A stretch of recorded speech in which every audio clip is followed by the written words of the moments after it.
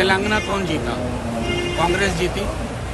राजस्थान में 5 साल पे बदलाव। एकमात्र परिणाम जिस पर इंडिया अलायंस को सोचने की, विश्लेषण की जरूरत है, वो है मध्य प्रदेश।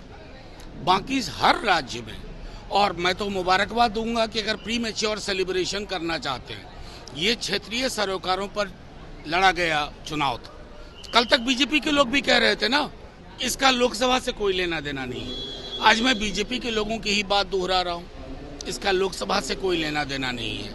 लोकसभा के चुनाव विशुद्ध राष्ट्रीय मुद्दों पर, रोजगार पे, नौकरी पे, सिंचाई पे, दवाई पे और थाली की साइज पे लड़े जाएंगे।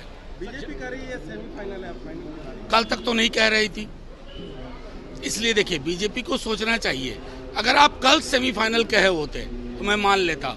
कल तक आप कह रहे थे कि कोई मतलब नहीं है इसका चुनाव से, तो मैं समझता हूँ हर चुनाव, कर्नाटक बीजेपी हार गई, उनके लिए सबक था। हम हार गए, हमारे लिए सबक है। अब इस सबक के आधार पर हम कैसे आगे बढ़ते हैं, ये महत्वपूर्ण है। लेकिन 2024 का चुनाव राष्ट्रीय मुद्दों पर एक सेल्फ सेंटर्ड पॉलिटिशियन के खिलाफ लड़ा जाएगा। बिहार बीजेपी के प्रदेश अध्यक्ष ने कहा है कि हार के डर से इन लोगों ने 6 तारीख को दिल्ली में इंडिया गठबंधन की बैठक रखी। अब जेल जाने से डर रहे इंडिया गठबंधन के नेता। जेल तो इसका मतलब जेल भेजने की पूरी नीति तय होती है।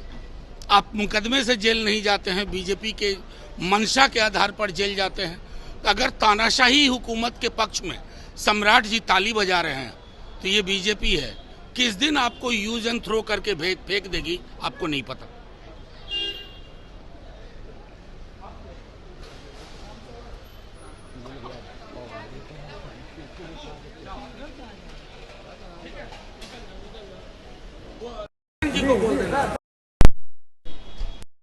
Happy journey sir.